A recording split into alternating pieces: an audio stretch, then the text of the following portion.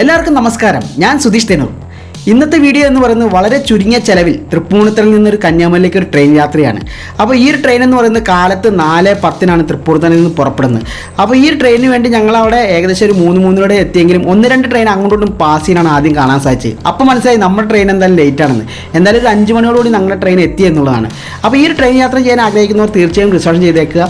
ഏകദേശം ഒരു 200 അല്ലെങ്കിൽ 210 രൂപ അകത്തേ വരുള്ളൂ. അപ്പോൾ അതൊന്നും നമ്മൾ നോക്കേണ്ട ആവശ്യമില്ല. റിസർച്ച് ചെയ്ത് കഴിഞ്ഞാൽ അതിൽ കയറി ഉറങ്ങി എണീക്കുമ്പോഴേക്കും ഏകദേശം നമ്മൾ നാഗർകോവിലെത്തി.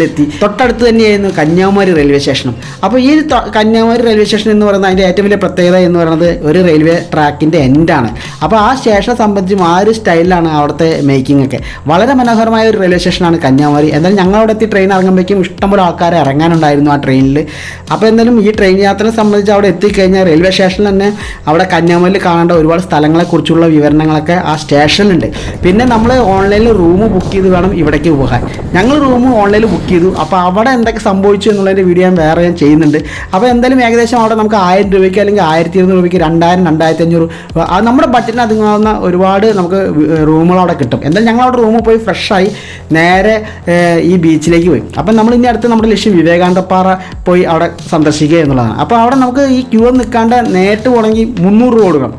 അതല്ല ഇതുപോലെ ക്യൂവിൽ നിന്നിട്ടാണെങ്കിൽ നമുക്ക് അവിടുത്തെ എമൗണ്ട് വരുന്നത് 75 രൂപയാണ്. അപ്പോൾ ഈ ഒരു 75 രൂപ കൊടുത്ത് ക്യൂവിൽ നിന്നാൽ തന്നെ നമുക്ക് ക്യൂവിൽ നിന്ന് ക്ഷീണമൊക്കെ മാറ്റാൻ വേണ്ടി ഇഷ്ടംപോലെ ഇരിപ്പിടങ്ങളൊക്കെ അവിടെ റെഡിയാണ്.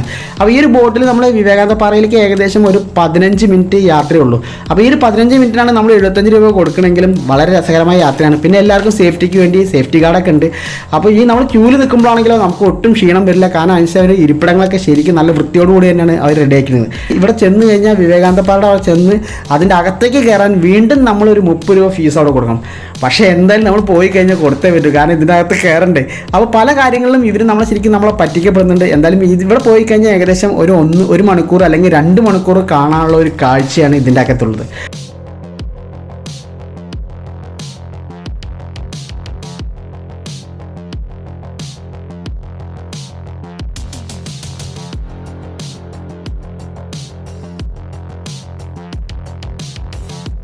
കന്യാകുമാരി ചെന്ന് കഴിഞ്ഞാൽ ഒരുപാട് മനോഹരമായ നല്ല കാഴ്ചകൾ നമുക്ക് കാണാനുണ്ട്.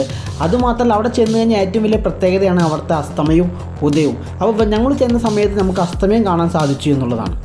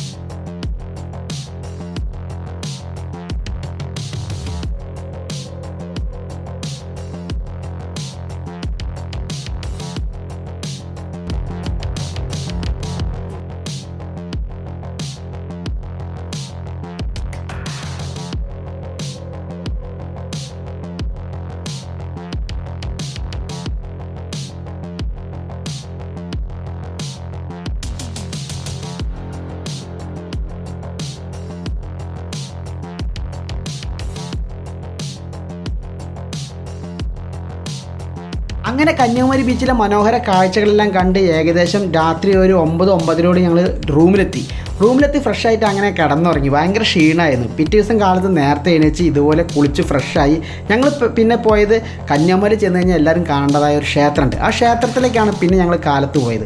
അവിടെ ചെന്നപ്പോൾ അവിടെ ഏകദേശം ഒരു 1.5-2 മണിക്കൂറോളം ക്യൂ നിൽക്കേണ്ടി വന്നു അതിൻ്റെ അകത്ത് കയറാൻ വേണ്ടി.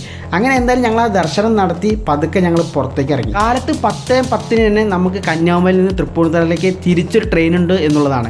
അപ്പോൾ ഈ ട്രെയിൻ നമുക്ക് തിരിച്ച് മടങ്ങാവുന്നതാണ്. പക്ഷേ ഞങ്ങൾ ഈ കന്യാകുമാരി യാത്രയോടൊപ്പം തിരുവനന്തപുരം കൂടി ഒന്ന് സന്ദർശിച്ചിട്ട് പോവുക എന്നുള്ളതാണ് ഞങ്ങളുടെ ലക്ഷ്യം. അപ്പോൾ എല്ലാവരും ഒരു തവണയെങ്കിലും നമ്മുടെ ഈ കന്യാകുമാരിയിലൊന്ന് വരണം. ഇവിടുത്തെ വർണ്ണമനോഹരമായ കാഴ്ചകളൊന്ന് കാണണം എൻ്റെ ഒരു അപേക്ഷയാണ്. അപ്പോൾ തിരുവനന്തപുരത്തെ വിശേഷങ്ങളും കന്യാകുമാരിയിലെ വാക്സ് മ്യൂസിയത്തിൻ്റെ വിശേഷങ്ങളെല്ലാം എൻ്റെ അടുത്തൊരു വീഡിയോയുമായിട്ട് നമുക്ക് വീണ്ടും കാണാം.